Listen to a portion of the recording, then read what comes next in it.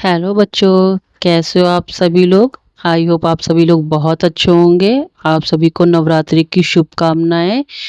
आज अब हम अपना साइबर लॉ का लास्ट क्वेश्चन डिस्कस करेंगे। ठीक है, तो आज हम देखते हैं इसमें आईटी एक्ट के अंतर्गत विभिन्न साइबर अपराधों का वर्णन कि किस किस टाइप के अपराध होते हैं। ठीक है, तो चलिए स्टार्ट करते हैं। तकनीकी प्रगति ने मनुष्य को अपनी सभी ज़रूरतों के लिए इंटरनेट पर निर्भर बना दिया है।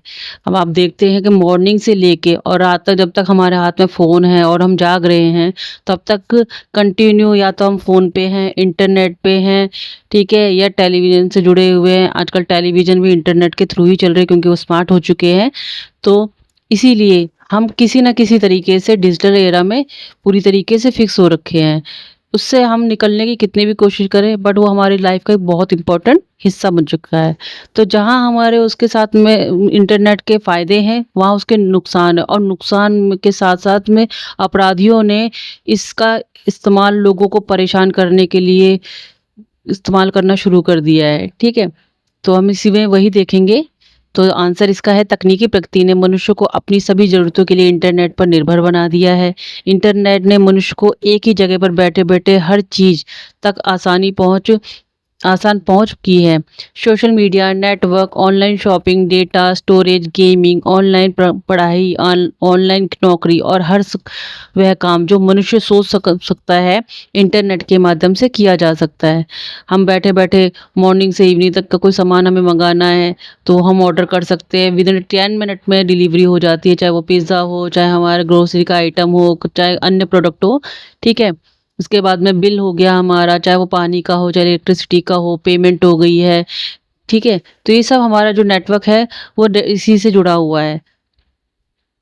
इंटरनेट के माध्यम से किया जा सकता है। इंटरनेट का इस्तेमाल लगभग हर क्षेत्र में होता है। इंटरनेट और उससे जुड़े लाभों के विकास के साथ ही साइबर अपराध की अवधारणा भी विकसित हुई है। ठीक है, साइबर अपराध विभिन्न रूपों में किए जाते हैं। साइबर अपराध के मामले में भारत भी अन्य देशों से पीछे नहीं रहा है, जहाँ साइबर अपराधों की दर दिन ब दिन बढ़ रही है। अब हम स्टार्ट करते हैं कि साइबर अपराध क्या होता है। वैसे हमने इस क्वेश्चन पेपर को जो हम सॉल्व किया है, तो उसमें हमने बहुत बार पढ़ा है कि साइबर अपराध क्या होता है, लेकिन हम इस क्वेश्चन को कर रहे हैं तो एक बार ये रिपीट भी हो जाएगा।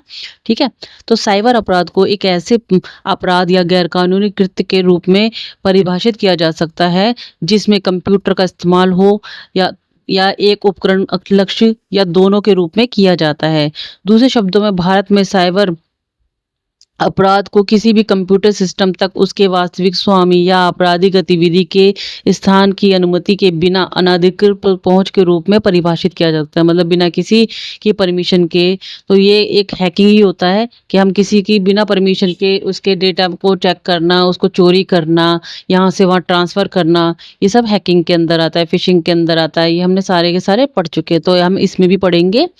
ठीक है, तो इसमें ऑनलाइन क्रैकिंग से लेकर सेवा अस्वीकार करने जैसे हमले तक सब कुछ शामिल है। साइबर अपराध के कुछ उदाहरण में फिशिंग, स्पूफिंग, डीओएस, सेवा से इनकार, हमला, क्रेडिट कार्ड धोखाधड़ी, ऑनलाइन लेन-देन धोखाधड़ी, साइबर मानहानि, बाल पोर्नोग्राफी आदि शामिल हैं।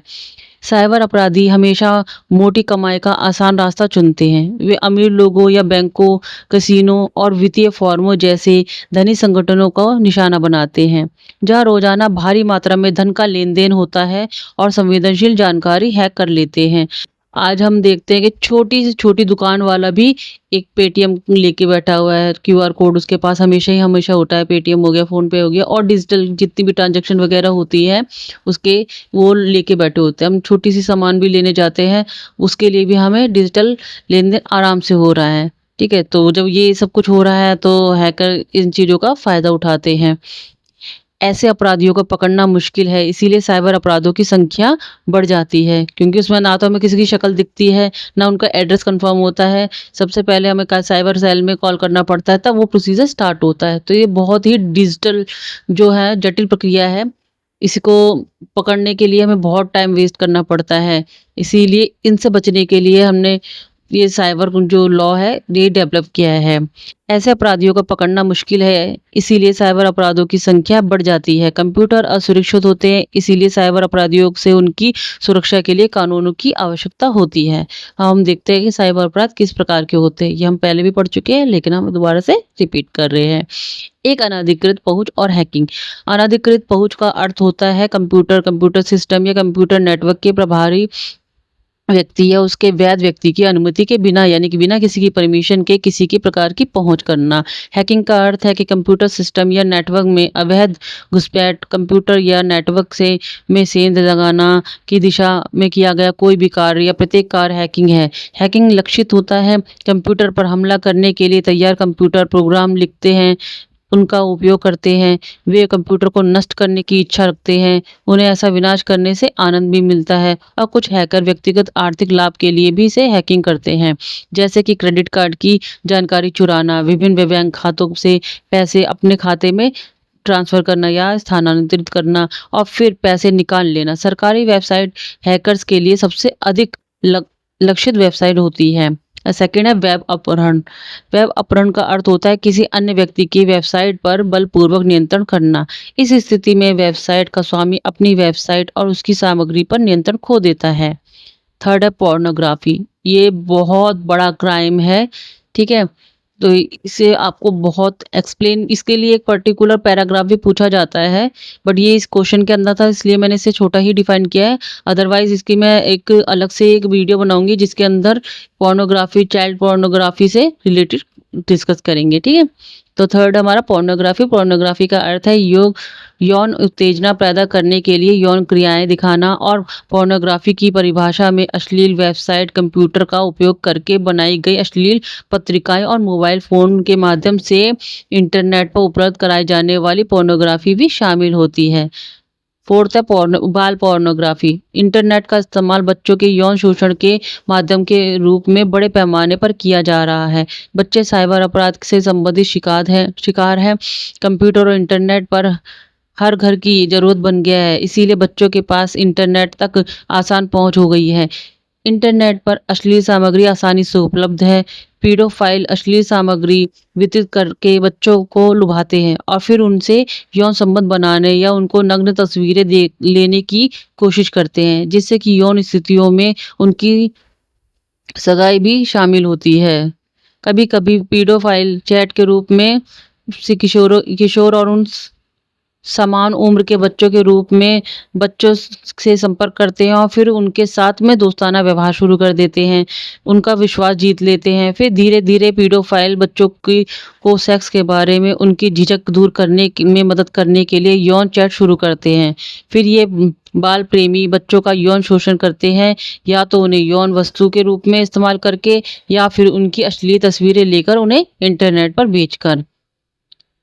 फिफ्थ है साइबर स्टॉकिंग।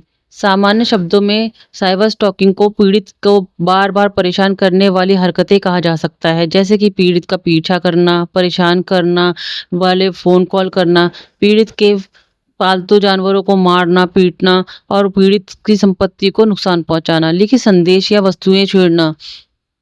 स्टॉकिंग के बाद में पीड़ित को शारीरिक, मानसिक नुकसान पहुंचाने जैसे गंभीर हिंसक हरकतें भी हो सकती हैं। साइबर स्टॉकिंग का अर्थ है इंटरनेट सेवाओं का उपयोग करके अपराधी द्वारा पीड़ित के प्रति बार बार परेशान करने या धमकी भरा व्यवहार करना।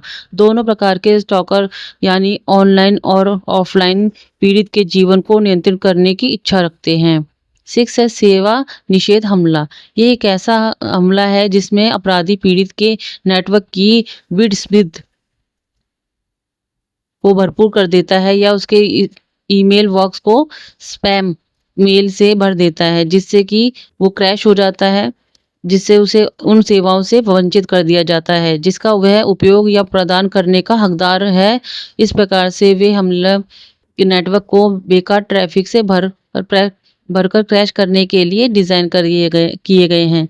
सेवा निषेध हमले के लिए एक विशेष रूप से डिस्ट्रीब्यूट डिनाइल ऑफ सर्विस यानी DDoS हमला कहा जाता है, जिसमें अपराधी कई होते हैं और भौगोलिक रूप से व्यापक होते हैं। कई DOS हमले जैसे कि पिंग ऑफ डेथ और ट्रायल टीयर ट्रॉप हमले टीसीपी या आईपी प्रोटोकॉल की सीमाओं का फायदा उठाते हैं। सभी ज्ञात डीओएस हमलों के लिए ऐसे सॉफ्टवेयर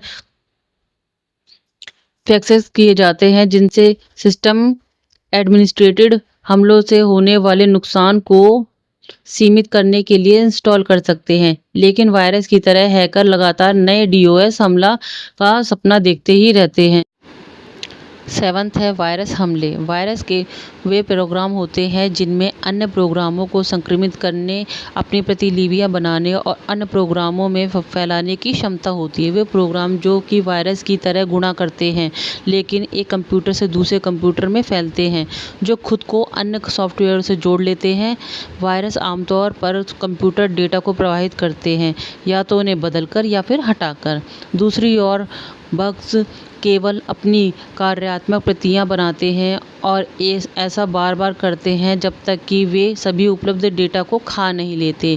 ट्रोजन हॉर्स एक ऐसा प्रोग्राम है जो किसी भी उपयोगी चीज़ की तरह काम करता है, लेकिन एक ऐसा काम करता है जो चुपचाप रुकता है। ट्रोजन 2 हिस्सों में काम करते हैं, एक क्लाइंट के रूप में और एक सर्वर के रूप में। जब पीड़ित अनजाने में सर्वर को अपनी मशीन पर चलाता है तो हमलावर क्लाइंट का उपयोग सर्वर से कनेक्ट करके और ट्रोजन का उपयोग शुरू करने के लिए करेगा।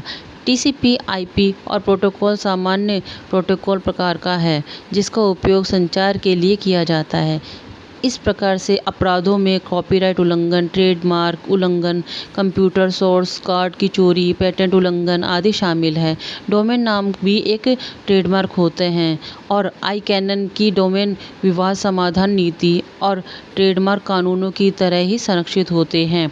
साइबर स्क्वाटर्स अपने उपयोगकर्ताओं को आकर्षित करने और उनसे लाभ प्राप्त करने के लिए लोकप्रिय सेवा प्रदाता के नाम से मिलते जुलते डोमेन नाम पंजीकृत करते हैं। 8वां हमारा फिशिंग। फिशिंग एक ऐसा कार्य है जिसमें किसी भी उपयोगकर्ता को एक स्थापित वैध उद्यम होने का झूठा दावा करते हुए एक ईमेल भेजा जाता है ताकि उपयोगकर्ता से उसकी निजी जानकारी हासिल की जा सके। ठीक है, जैसे फिशिंग से आपको समझ में आ रहा होगा, जिस तरीके से फ़िश को पकड़ने के लिए हम एक कांटा डालते हैं, चारा डालते हैं ताकि वो फ़िश उसमें फंस जाए, इसी तरीके से एक मेल भेजा जाता है वायरस के रूप में ताकि उसकी कंप्यूटर की जो भी इंफॉर्मेशन है वो हमें मिल जाए। ठीक है, तो ये एग्ज़ाम में ईजी कर रहेगा आपको फिशिंग का मीनिंग, उसी तरीके से आप आराम से उसे डिफ़ाइन कर सकते हैं। ठीक है, निजी जानकारी हासिल की जाती है जिसका इस्तेमाल पहचान की चोरी के लिए किया जाता है, यानी आइडेंटिटी थेफ्ट। यह ईमेल उपयोगकर्ता को एक विशेष वेबसाइट पर जाने के लिए निर्देशित करता है कि आप इस पे जाइए, जहां उनसे व्यक्तिगत जानकारी पूछी जाती है। जैसे उनसे पूछा जाता है आपका पासवर्ड, क्रेडिट कार्ड, सामाजिक सुरक्षा और बैंक खाता नंबर आदि, जो उसे वह संगठन के पास में पहले से मौजूद हैं, अपडेट करने के लिए कहा जाता है। हालांकि यह वेबसाइट फर्जी होती है और केवल उपयोगकर्ता की जानकारी चुराने के लिए बनाई जाती है। लोगों के बड़े समूहों को स्पैम करके फिशर ने ईमेल को उन लोगों के प्रतिशत द्वारा पढ़ा जाएगा जिन्होंने वास्तव में वैध रूप से क्रेडिट कार्ड नंबर सूचीबद्ध किया है। ठीक है, किसी और तक वो जानकारी पहुंचती नहीं है। इनका एक ग्रुप होता है जो ये कार्य करते हैं और लोगों से उनके ओटीपी, उनके अकाउंट नंबर, सब कुछ बातों में या मेल के थ्रू पूछा जाता है। आपने देखा होगा कभी आपके मतलब ओरली पूछा जाता है कॉल करके, या फिर आपसे रिटर्न में परमिशन मांगी जाती है, ओटीपी बताइए, ये बताइए। तो ये आपको बहुत सतर्क रहना पड़ेगा, क्योंकि जहां हम इन चीज़ों से प्रॉफिट ले सकते हैं कि हमारे पास इंटरनेट है, वहीं हम हैकर वगैरह जो हैं वो इन सब से हमारा नुकसान करने की पूरी कोशिश करते हैं। 9th हमारा अवैध लेखों की बिक्री। साइबर अपराधों की इस श्रेणी में वेबसाइटों, नीलामी वेबसाइटों और बुलेटिन बोर्डों पर जानकारी पोस्ट करके केवल ईमेल संचार का उपयोग करके नशीले पदार्थों, हथियारों और वन्यजीवों आदि की बिक्री शामिल है। 10 है हमारा साइबर मानहानि। जब कोई व्यक्ति किसी के बारे में वेबसाइट पर अपमानजनक सामग्री प्रकाशित करता है या उस व्यक्ति की सभी दोस्तों को अपमानजनक जानकारी वाले ईमेल भेजता है तो इसे साइबर मानहानि कहा जाता है। अब है 11th हमारा साइबर आतंकवाद। ये भी पोर्नोग्राफी के बराबर ही है, बिल्कुल इक्वल। कि जो साइबर आतंकवाद है इसके लिए बहुत बड़ा क्राइम है ये। इसके लिए पनिशमेंट मिलती है, वो लाइफ इम्प्रिजनमेंट होती है और उसके साथ साथ आपको हर्जाना भी दिया जाता है। ठीक है। सैन्य प्रतिष्ठानों, बिजली संयंत्रों, हवाई यातायात नियंत्रणों, बैंकों, यातायात नियंत्रण केंद्रों, दूरसंचार नेटवर्क पर लक्षित हमले सभी संभावित लक्ष्य हैं। इसके अलावा पुलिस, चिकित्सा, अग्निशमन और बचाव प्रणालियों आदि भी इसके निशाने पर हैं। साइबर आतंकवाद कई कारणों से आधुनिक आतंकवादियों के लिए एक आकर्षक विकल्प है। तो यहाँ हमारा ये क्वेश्चन समाप्त होता है। आई होप आपको मेरे चैनल केवी लॉ हिंदी पर आपके जो जानकारी प्राप्त करना चाहते हैं वो मिलती होगी। अगर आपको लगता है कि मेरा पढ़ाया आपको समझ में आता है तो आप मेरे चैनल को लाइक कर सकते हैं, सब्सक्राइब कर सकते हैं और अपने दोस्तों के साथ शेयर कर सकते हैं। और मैं आपको एक चीज़ और बोलना चाहूँगी, अगर आपको कोई क्वेश्चन समझ में नहीं आता है या आपको आपके पॉइंट ऑफ व्यू से आपको कुछ नया क्वेश्चन चाहिए जिसको मैं रिटर्न में आपको लिख के दे सकती हूँ, तो आप मुझे कमेंट कर सकते हैं कि मैम आपको इस टॉपिक पे क्वेश्चन बनाना है, इस क्वेश्चन को सॉल्व करना है, तो मैं वो कर दूँगी आपके लिए। Thank you so much. Radhe Radhe.